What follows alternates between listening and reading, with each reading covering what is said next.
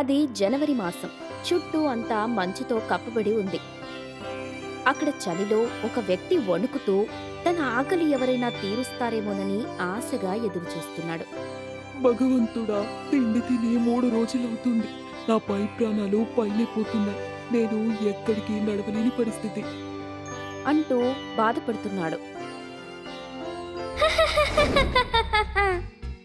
అంటూ పెద్దగా నవ్వుతూ ఒక దయ్యం వచ్చింది.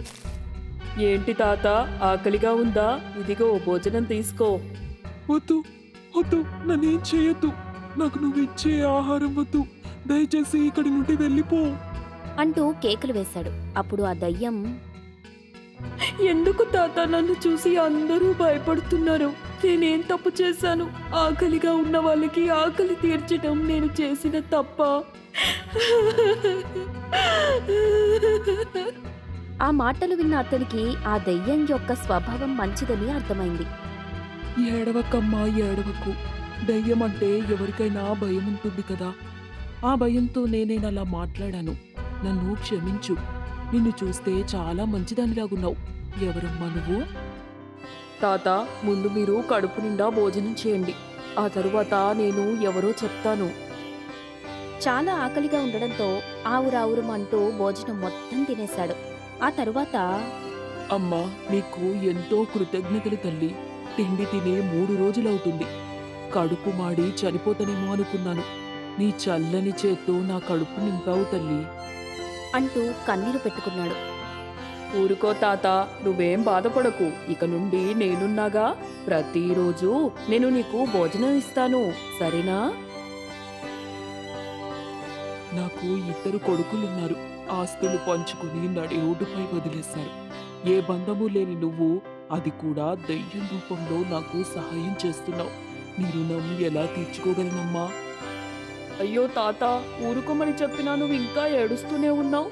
నువ్వు ఇలాగ ఏడిస్తే నేను ఇక్కడి నుండి వెళ్ళిపోతా. ఇంకెప్పటికీ రాను. అమ్మా, నేనింక ఏడవనులే. కానీ అసలు నువ్వు ఎవరు? ఎందుకు దయ్యంలా మారావో అది చెప్పు. తాత, నేనొక పాపిష్టిదాన్ని. అన్నం విలువ తెలియని పాపిని, డబ్బున్న గర్విష్ఠిని. కానీ అది తప్పు అని తెలుసుకునేసరికే దేవుడికి కోపం వచ్చింది. నన్ను తీసుకెళ్ళిపోయాడు. ఇప్పుడు ఇలా ఉన్నాను. నా పేరు అమృత. మా నాన్న పేరు విజయ్. అమ్మ పేరు కవిత. మాకు చాలా ఆస్తి ఉంది. వాళ్లకు నేను ఒక్కగానొక్క కూతుర్ని. చాలా గారాబంగా పెంచారు.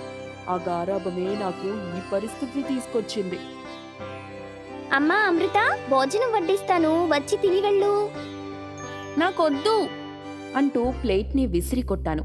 కానీ నేను అలా చేసినా వాళ్ళు నన్ను ఏమీ అనేవాళ్లు కాదు. అలా నేను విచ్చలవిడిగా పెరిగాను. నాకు బిచ్చగాళ్ళన్నా పేదవాళ్లన్నా చాలా అసహ్యం. అలాంటి వాళ్ళెవరైనా నా దగ్గరికొస్తే నేను చాలా చీదరించుకునేదాన్ని. రోజులు గడిచాయి. నా చదువు కూడా పూర్తయిపోయింది. ఒకరోజు నేను మా నాన్నతో, నాన్న, నా చదువు పూర్తయిపోయింది కదా, ఇక నేను లండన్ వెళ్ళి అక్కడ నా హైయర్ ఎడ్యుకేషన్ పూర్తి చేస్తా, ఏమంటారు?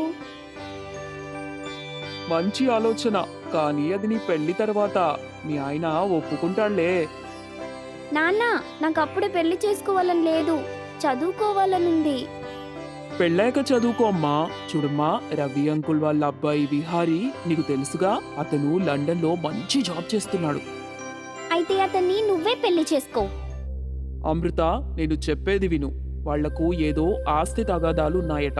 వీరునామా ప్రకారం వాళ్ళ అబ్బాయికి పెళ్లి చేస్తే ఆ ఆస్తులన్నీ వాళ్లకొస్తాయట.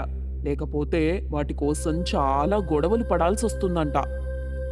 అయితే నేను అతన్ని పెళ్లి చేసుకుని ఆస్తులను కాపాడాలా? నేనే ఎందుకు చేసుకోవాలి? ఇంకెవరినైనా చేసుకోమనండి. విహారీ నిన్ను తప్ప ఎవరిని చేసుకోనంటున్నాడు. అందుకే నిన్ను బతిమాలుతున్నా. నెవర్ నెవర్, నేను అతన్ని చేసుకోనంటే చేసుకోను. అలా అన్నందుకు మా నాన్న నన్ను కొట్టాడు. నా జీవితంలో మొదటిసారి మా నాన్న చేతిలో దెబ్బలు తిన్నాను. అందుకే నాకు కోపం వచ్చి కట్టుబట్టలతో బయటకొచ్చేశాను. మా నాన్నకి నేను కోపంగా ఎక్కడికి వెళ్ళినా మళ్ళీ తిరిగి వస్తానని తెలుసు. కానీ నేను ఈసారి తిరిగి ఇంటికి వెళ్దామనుకోలేదు. అలా దారిలో నడుచుకుంటూ వెళ్తున్న నాకు ఆకలి, దాహం మొదలయ్యాయి. నేను ఆకలి, దాహం అంటూ ఆకలితో అలమటించిపోతున్నాను. ఆ సమయంలో నాకు అర్థమైంది ఆకలి విలువ ఏంటని. ఎవరినైతే నేను అసహించుకున్నానో ఆ బిచ్చగాడు నా ఆకలి తీర్చాడు. అప్పుడు నాలో నేను ఎంత గర్వంగా ప్రవర్తించాను. ఆకలి విలువ తెలియక ఎన్నోసార్లు అన్నాన్ని విసిరి కొట్టాను. మనిషిని మనిషిలాగా చూడకుండా పశువులాగా ప్రవర్తించాను. ఇంక నేనెప్పుడూ అలా చేయను. నాకు బుద్ధొచ్చింది. ఇక నుండి నాకు తోచిన సహాయం చేయడం మొదలు పెడతాను అనుకుని ఇంటికి వెళ్దామని సిద్ధపడ్డాను. ఇంతలోనే రోడ్డు ప్రమాదంలో నేను చనిపోయాను. ఇప్పుడు నీ ముందు ఇలా దయ్యంలా ఉన్నాను. అప్పుడు చెయ్యాలనుకున్నా, కానీ చెయ్యలేకపోయాను. ఇప్పుడు ఆకలితో ఉన్న వారి ఆకలి తీరుస్తున్నాను అంటూ కన్నీరు కార్చింది. అలా దయ్యం అందరి ఆకలి తీరుస్తుంది. కృష్ణానది ఒడ్డున ఒక చిన్న గ్రామం ఉండేది. అక్కడ కృష్ణ, రవళి అనే దంపతులుండేవాళ్ళు. వాళ్ళు చేపలు వేటే జీవనాధారంగా చేసుకునేవాళ్ళు. ఒకరోజు రాత్రి పెద్ద గాలివాన మొదలైంది. దానితో పాటు పెద్ద పెద్ద ఏడుపులు వినిపించాయి. ఇంట్లో ఉన్న కృష్ణ, రవళి ఒకరితో ఒకరు, అమ్మో ఏంటి ఈ శబ్దాలు ఎక్కడి నుండి వస్తున్నాయి అనుకుని భయపడ్డారు. కొంతసేపటికి గాలివాన, ఆ ఏడుపు శబ్దాలన్నీ ఆగిపోయాయి. ఆ శబ్దాలాగిన వెంటనే గజ్జెల శబ్దాలు మొదలయ్యాయి. కృష్ణ, రవళి బయటకొచ్చి చూడటం మొదలుపెట్టారు. వాళ్ళు ఒకరితో ఒకరు, ఏంటిది? ఎవరో ఏడుస్తున్న పెద్ద పెద్ద శబ్దాలు, అంతేకాకుండా గజ్జల శబ్దాలు, అటు చూస్తే పెద్ద గాలివాన. ఏంటి వింత అనుకుంటుండగా అక్కడ పక్కన ఉన్న ఒక కాలువలో గుడ్డ కట్టిన పెద్ద కుండ నీటి ప్రవాహానికి కొట్టుకుని వచ్చింది. దాన్ని చూసి వాళ్ళిద్దరూ ఆశ్చర్యంతో అలాగే చూడసాగారు. ఎంత పెద్ద కుండ, దాన్ని బయటకు తీయండి. దానిలో ఏ డబ్బో బంగారము ఉందంటే మన ఇంటి రూపురేఖలు మారిపోతాయి. కృష్ణ వెళ్ళి దాన్ని బయటకు తీశాడు. దాన్ని తెరిచి ఏముందో చూడండి. కృష్ణ, రవళి దానిలో ఏముందో అంటూ ఆతృతగా చూడ్డం మొదలుపెట్టారు. ఇంతలో కుండపై ఉన్న గుడ్డను తొలగించి చూశారు. కానీ అందులో ఏం లేదు. పాపం, ఎంతో కష్టపడి కుండను బయటకు తీశారు, కానీ అందులో ఏం లేదు. గజ్జెల శబ్దాలతో ఆ కుండ నుంచి ఓ దయ్యం బయటకొచ్చింది. విడుదల, నాకు విడుదల అంటూ ఎదురుగా ఉన్న వాళ్ళ మీద పడి చంపి తినడానికి ప్రయత్నించింది. పరుగున వెళ్లి వాళ్ళు ఇంట్లో ఉన్న ఒక పెద్ద చెట్టు తొర్రలో ప్రవేశించారు. వాళ్ళని ఆ దయ్యం గమనించలేదు. దయ్యం చాలా సమయం అక్కడే అటూ ఇటూ చూస్తూ కొంత సమయానికి అక్కడి నుండి వెళ్ళిపోయింది. ఆ దయ్యానికి భయపడి వాళ్ళిద్దరూ కూడా బయటకు రాకుండా ఆ తొర్రలోనే దాక్కున్నారు. ఆ రాత్రి సమయంలో దయ్యం మళ్ళీ వచ్చి, మీరెక్కడున్నా బయటకి వచ్చి నాకు ఆహారం కండి అంటూ వాళ్ళిద్దరినీ పిలవసాగింది. దొరికిన వారిని దొరికినట్టు చంపి తిందామని ఆ ఉద్దేశంతో వాళ్ళని వెతకడం మొదలుపెట్టింది. ఇంతలో ఒక చెట్టు నుండి మాటలు వినిపించసాగాయి. ఆహా, ఎంత ధైర్యం ఉంటే నా కుటుంబంపై దాడి చేస్తావు? నిన్ను మళ్ళీ బందీగా చేస్తాను చూడు అని వినపడింది. ఆ దయ్యం ఆ చెట్టు దగ్గరికి వెళ్ళి, ఎవరు నువ్వు, నాతో నా ఆటలు అని అడిగింది. అప్పుడు ఆ చెట్టు, ఏం మాట్లాడుతున్నావు? నేను పెద్ద మాయా చెట్టుని. ఎన్నో రోజులుగా ఇక్కడ వీళ్లకు రోజు మంచి ఫలాలు, చెట్టు నీడని ఇస్తున్నాను. ఇప్పుడు నువ్వు చేసిన పని నాకు నచ్చలేదు. నిన్ను ఈ లోకంలో లేకుండా చేస్తాను చూడు. అందుకు ఆ దయ్యం భయపడుతూనే, నువ్వు నిజంగా మాయా చెట్టువా? అందుకు ఆ చెట్టు, నేను మాయా చెట్టుని కాబట్టే నీతో మాట్లాడుతున్నాను. సాధారణ చెట్టునైతే ఎలా మాట్లాడగలను? నేను నిన్ను మళ్ళీ బందీగా చేస్తాను.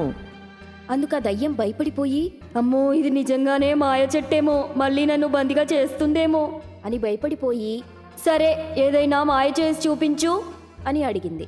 నేను గొప్ప మాయలు చేయగలను, చూస్తావా?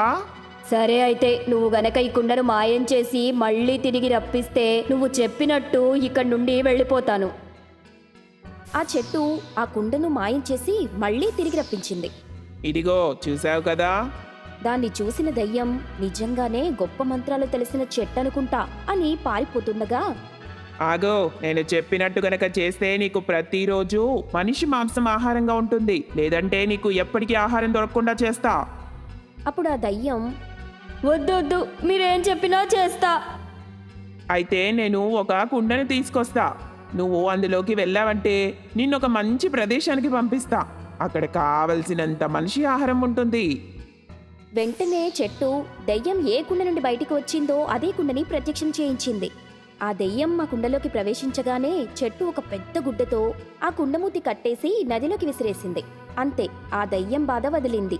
ఆ దెయ్యం కుండతో పాటు నీటిలో కొట్టుకుపోయింది. ఆ దెయ్యం బాధ పోయిందని తెలుసుకొని కృష్ణ, రవలి బయటకు వచ్చారు.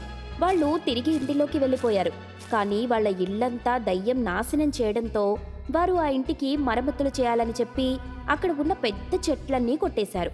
చివరికి ఆ మాయా చెట్టుని కూడా తన అనుమతి లేకుండానే కొట్టేసి ఆ కర్రలతో వాళ్ళ ఇళ్లను బాగు చేసుకున్నారు.